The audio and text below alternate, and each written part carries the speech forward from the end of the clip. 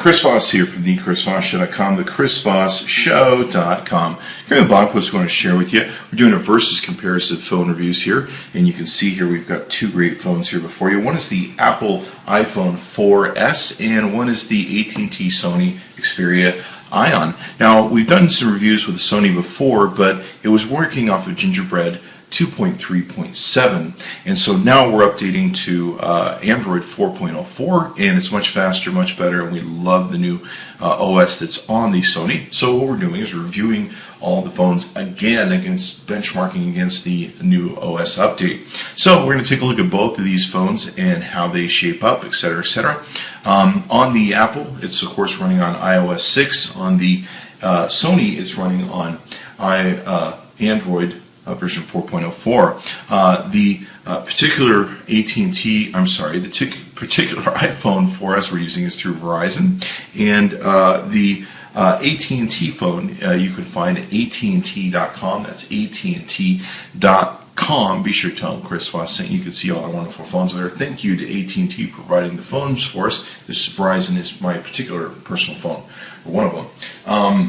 So let's get into details of both these. Be sure to subscribe to our YouTube channels and the Chris Voss Show emails, as we have all the major phone companies sending us phones now. On the Apple iPhone 4S, it has a height of 4.5 inches tall, 2.31 in width, 0.37 in thickness, with a 4.90 ounce weight. Has 8 hours talk time max. Standby is 200 hours max with a lithium ion battery. Looks like we don't have the number here. I believe it's 1440 is the amount on it. It also has a display of LCD color TFT resolution, 640 by 960 pixels, 3.5 diagonal screen with colors of 16.7 million 24-bit. It has 6.0 iOS on it currently. The processor is an A5 dual-core processor, and it runs at about average of called 800 megahertz. Has up to 62 gigabytes of internal storage. You can do, of course, variants of 16 and 32, depending on which model you buy. It has inside of it on the back an 8 megapixel camera and front-facing camera. It's just VGA resolution. On the back, it will get you 1080p with image stabilization. So that gives us the Apple rundown on the 4S. Let's take a look at the Sony. Now with the Sony, you're looking at a 5.2 height, 2.7 inch width, 0.04 in thickness, with a 5.1 ounce weight. Battery will give you 4 hours max. Standby is 350 hours max. It has a 1900 milliamp battery in it.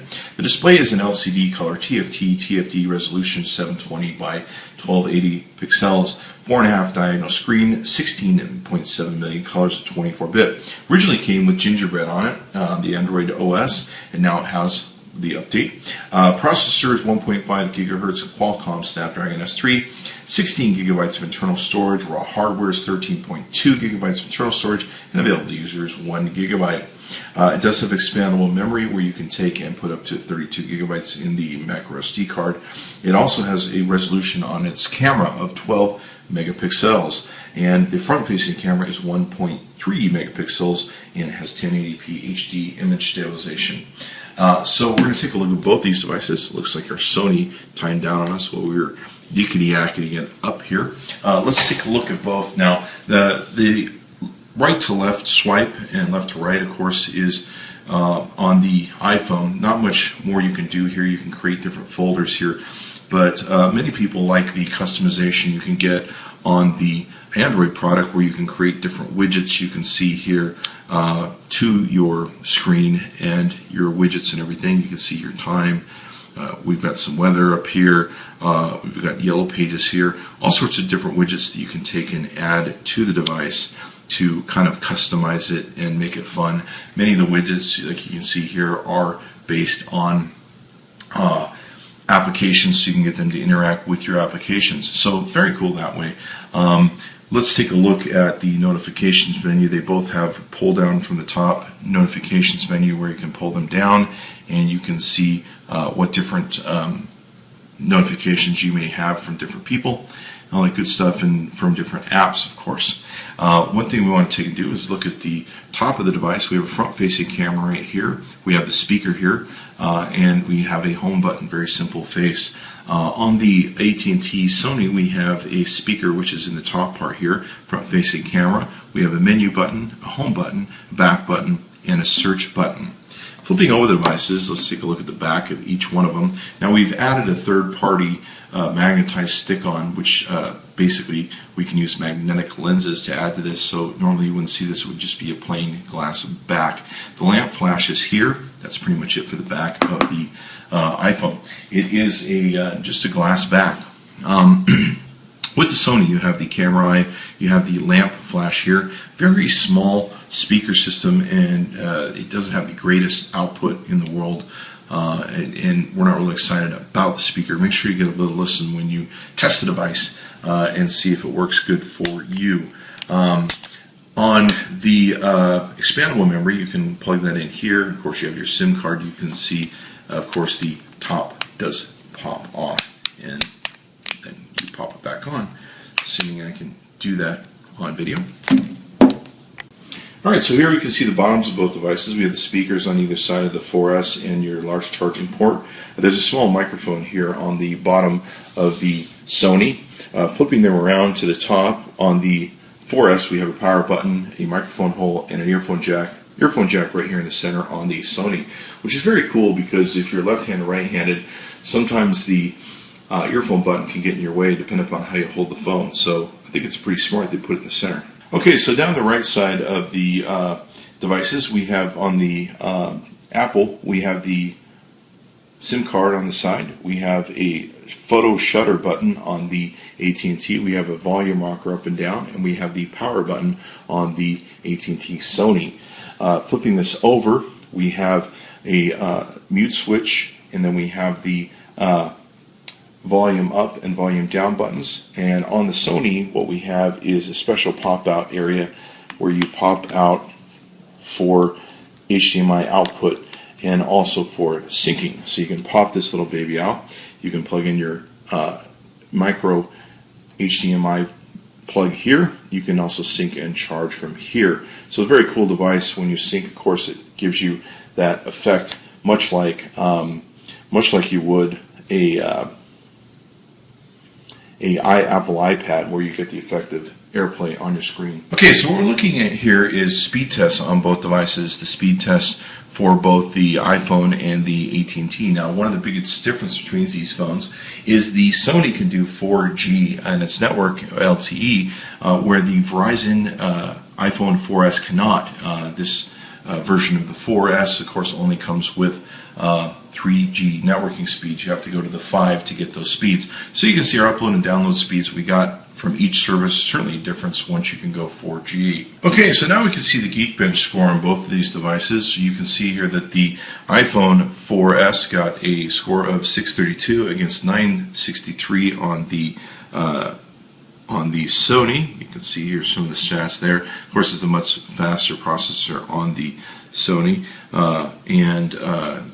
I think the 4S is about technically a year and a half old.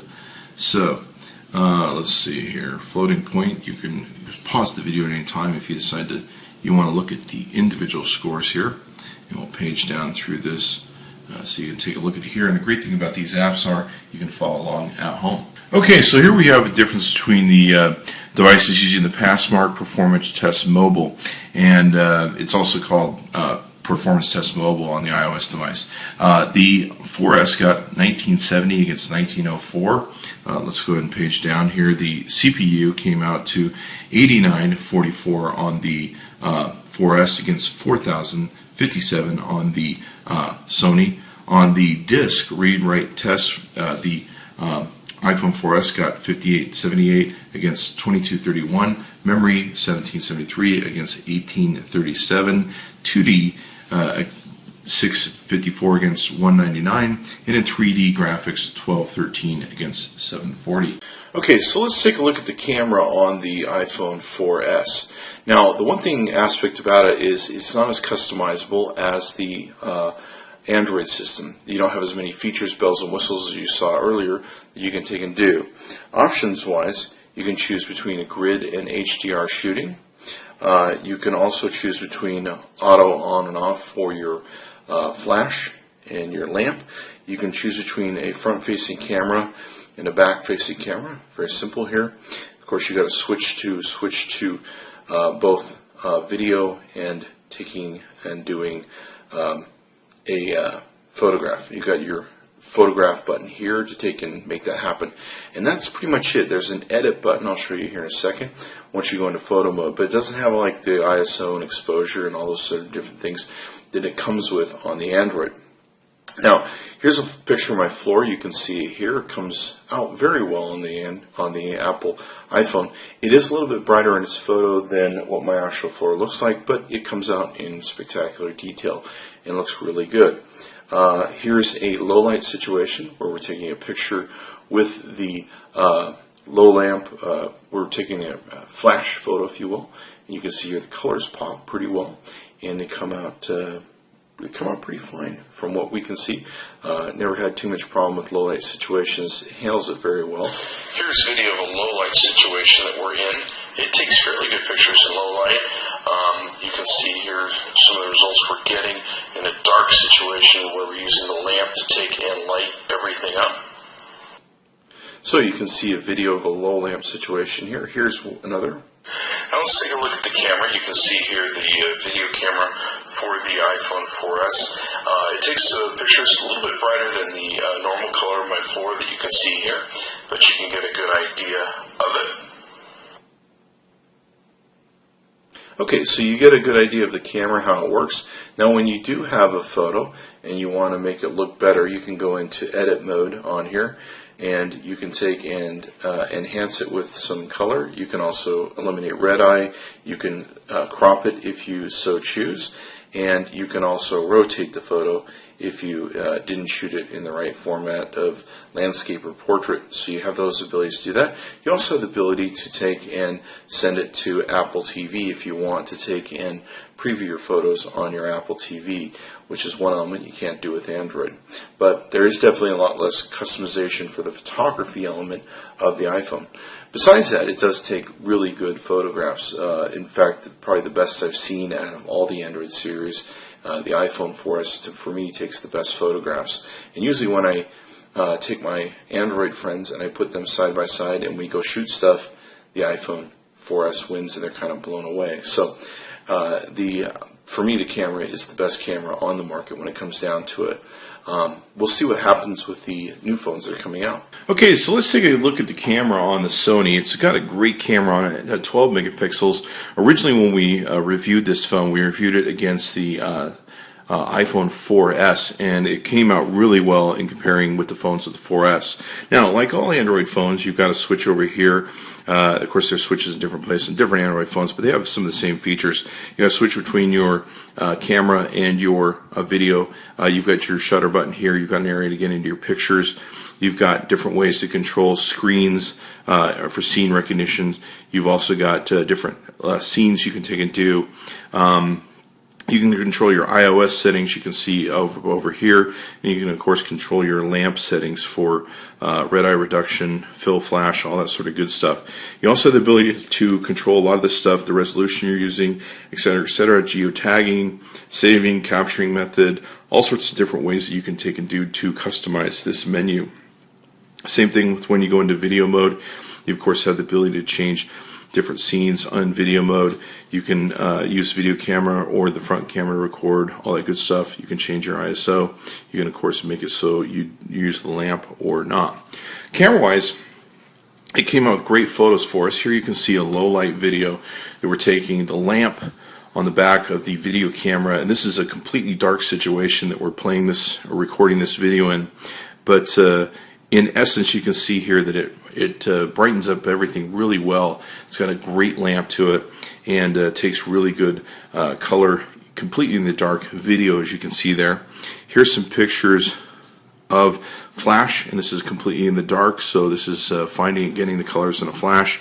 The lamp flash on it's really good.